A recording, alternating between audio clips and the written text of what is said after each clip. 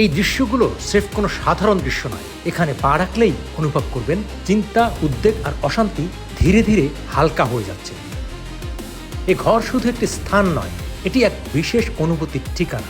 মানুষ এখানে আসে প্রত্যাশা বুকিংয়ে, হাত তোলে প্রার্থনায়, মন খুলে চায় আর ফিরে যায় এক প্রশান্তি নিয়ে। এই বিশেষ দৃশ্যগুলো দেখে মনে হতে পারে এ যেন তুরস্কের কোনো সুলতানি আমলের নির্মাণ। তবে এই সৌন্দর্য দেখতে আপনাকে তুরস্কে যেতে হবে না, চোখ ফেরালেই খুঁজে পাবেন নিজের দেশেই। এই মসজিদের উদ্যোক্তা এই গ্রামবাসী, বিশেষ করে এই মসজিদ কমিটির সম্মানিত সভাপতি যিনি আলহাজ মাসুদ আলম কাজল সাহেব, উনি এবং ওনার গ্রামবাসী সকলেই উদ্যোক্তা। এই মসজিদটার পিছনেই সাবেক মসজিদ, পুরাতন মসজিদ রয়েছে। ওনাদের এক গ্রামে এক মসজিদ হওয়ার কারণে মুসল্লির সংখ্যা অনেক বেশি। সাবেক মসজিদে মুসল্লিদের সংকুলান না হওয়াতে নতুন মসজিদ নির্মাণের চাহিদা তৈরি হয়েছে এবং নির্মাণটা ওনারা নিজস্ব খরচে, নিজস্ব অর্থায়নেই করেছে। ফ্লোরে যেই মার্বেল পাথরগুলো ব্যবহার করা হয়েছে এগুলো অত্যাধুনিক এবং অনেক দামি।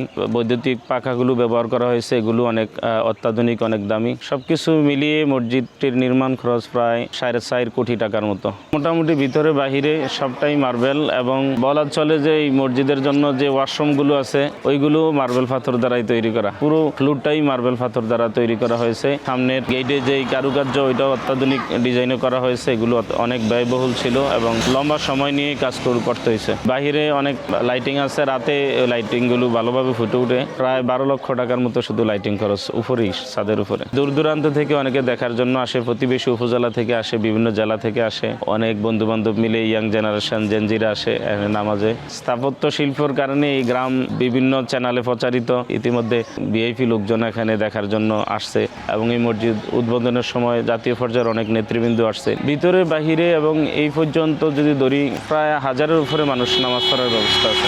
আগে সাবেক মসজিদে তো শুধু গ্রামবাসী নামাজ পড়তো, হয়তো 250 থেকে 300 মানুষ নামাজ পড়তো। রমজান উপলক্ষে ইফতারের ব্যবস্থা আছে ছেলেদের জন্য এবং সকল শ্রেণীর মানুষের জন্য ইফতারের ব্যবস্থাটা আছে রমজান উপলক্ষে। এবং রমজানের 30 দিনে ইফতারের ব্যবস্থাটা এখানে চলমান থাকবে ইনশাল্লাহ। জি, মাঝখানের যে স্পেসটা আছে এটা মূলত ঈদের নামাজের জন্য রাখা হয়েছিল। মাঝের স্পেসটা ছোট বড় মিলিয়ে 6টা মিনার আছে, বড় 2টা এবং ভবনে 4টা করে 6টা মিনার আছে টোটাল। আমাদের ওই যে চাফাই এলাকার যে এই নির্মাণে যাদের দক্ষতা আছে, বিশেষ করে যারা ডিজাইনের উপর যাদের তুখুর অভিজ্ঞতা, ওনাদেরকে কাজে লাগানো হয়েছে। তারা লম্বা সময় নিয়ে হাতে এই ডিজাইনগুলো করছে। এগুলো কোনো আর্টিফিশিয়াল নয়, এগুলো তারা নিজেরা সরাসরি সেখানে কাজ করে দিয়ে গেছে। মূলত যিনি ডিজাইনার উনি বুয়েটের একজন ভালো মানের প্রফেসর ছিলেন। ওনার থিওরি, ওনার আইডিয়া থেকে এই ডিজাইনটা এখানে ব্যবহার করা হয়েছে। উনি আমাদেরকে তখন যে আইডিয়া দিয়েছেন এটা তুরস্কের যে মসজিদগুলো হয়, তুরস্কের ওই মসজিদগুলোর অবিকল করা হয়েছে। মূল কালারটা টোটাল এখানে করা হয়েছে। কালারের নমুনাটা মূলত মসজিদে নববীর যে দরজাগুলো আছে ওই নমুনার আদলে করা হয়েছে। এগুলো তো অনেক সময় লাগছে, এক একটাতে মাসের পর মাস সময় লাগছে। ওটা মন মতো হয় নাই বিদায় আবার রিটার্ন করা হয়েছে। এরকম কয়েকবার করতে গিয়ে, চয়েসেবল করতে গিয়ে সময় লাগছে, ভালো সময় লাগছে। জারবাতি যেটা আছে ওইটাই রাজধানী ঢাকা থেকে সংগ্রহ করা। এগুলো অনেক খোঁজাখুঁজি করে তারপরে অনেক আইটেম থেকে নির্বাচন করা। এগুলো মার্বেলের উপরে লেখাটা বসানো হয়েছে। মার্বেলের উপরেই আরবি লেখা। এখানে মূলত আয়াতুল কুরসি যেটা ওইটাই লেখা আছে। পুরো আয়াতুল কুরসিটা এখানে মার্বেলের উপর বসানো আছে। সামনে কারুকার্যের উপরে যেটা আছে ওইটা বিসমিল্লাহির রহমানির রহিম আরবি লেখাটা বসানো আছে। এই ফ্যানগুলো ভিন্ন রকম। এগুলো স্বাভাবিকত মেট্রো রেলের যে স্ট্যান্ড ওই স্ট্যান্ডে দেখা যায় বিশেষত। এরকম সরকারি 2-1 জায়গা ছাড়া সব জায়গায় এগুলো খুব বেশি একটা নজরে পড়ে না, যেহেতু অনেক ব্যয়বহুল, এই কারণে সবাই এগুলো ইউজ করে না।